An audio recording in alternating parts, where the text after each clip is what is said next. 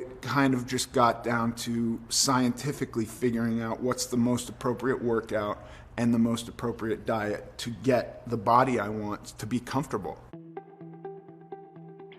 Your story is so interesting to me because you had so much success early on in your life and you're struggling with these issues, but yet you're living this public life and your work that you're thriving at is on full display and you become identified with this type of look and build, and that adds a whole nother layer to it, I would imagine. All the things that were physically hindering to me socially or just in life were now counted as a benefit to my career because it made me unique. And so there wasn't a huge amount of necessity to change. You know, if I could have stayed 350 pounds, maybe I would have been fine, versus getting up to like 550, which I think was pretty dangerous and just made my life continually uncomfortable.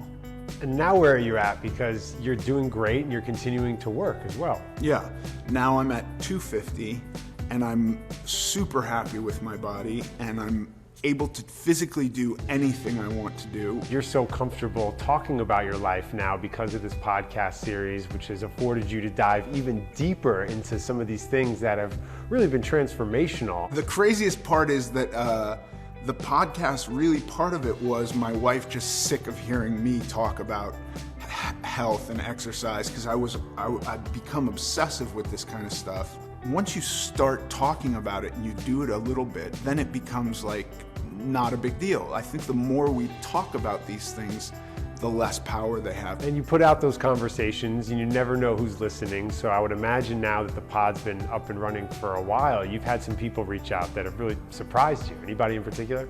One of the most interesting conversations that I've had was with Kevin Smith, because I've known him forever, and it was just something we had never talked about. We were both overweight, and having the conversation with him, especially on a podcast, which he was already really comfortable doing because he's had podcasts for a long time, was super revealing. Was there a moment where you really realized, okay, I've been through this, now I want to share that story?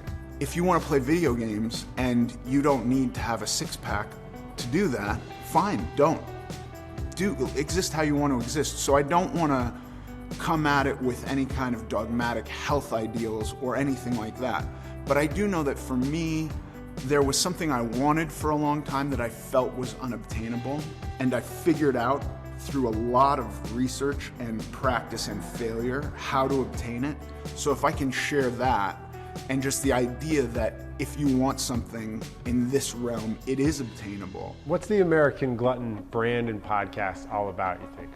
Just sharing that message, the idea that whatever your physical goals are can be had.